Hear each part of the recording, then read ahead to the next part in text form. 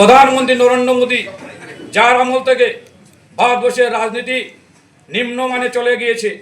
ভারতবর্ষের বিজেপি প্রত্যেক নেতা ভারতের জাতীয় কংগ্রেস এবং বিরোধী দলের সকল নেতা নেত্রীদের জাতীয় মিডিয়ায় বসে গালিগালাজ করেন, যা থেকে বাদ যাননি ভারতবর্ষের প্রধানমন্ত্রী নরেন্দ্র মোদী।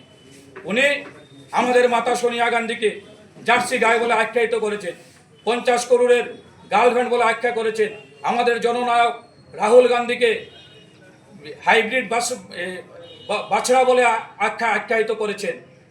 কিন্তু আমরা এইসব দেখাতে পারবো?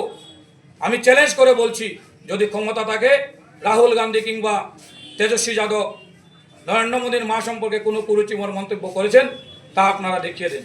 সেই বিধায়ককে আমরা বলবো, আমাদের পরিবার কিংবা আমাদের দল আমাদের শিক্ষা দিয়েছে আমরা সকল মাকে সম্মান করি।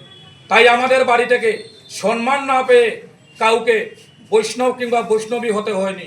আমরা জানি ছেলের হাতে সম্মান না পাওয়ায় 14 বছর যাবৎ কারা বৈষ্ণবী হয়ে জীবনযাপন অতিবাহিত করেছেন। কী কারণে 14 বছর সেই ছেলের সঙ্গে ওনারা কথা বলেননি, তার রাধাপুর এলাকায় কান পাতলে শোনা যায়। তাই আমি বলবো, ইট ছোড়ার আগে পাটকেলের জন্য তৈরি থাকবেন, ওটা জাতীয় কংগ্রেস। আপনি যে দল ছেড়ে বিজেপিতে যোগ দিয়েছেন সেই সিপিএম দল নয়। যা খুশি বলবেন আমরা সহ্য করে নেব। আমরা জানি 25 বছরের সিপিএমের রাজত্বে 21.5 বছর যারা সিপিএম থেকে সম্পূর্ণ মধু খেয়ে সিপিএম থেকে বহিষ্কৃত হয়ে বিজেপি দলে গিয়ে আজকে কংগ্রেসকে গালিগালাজ করছেন।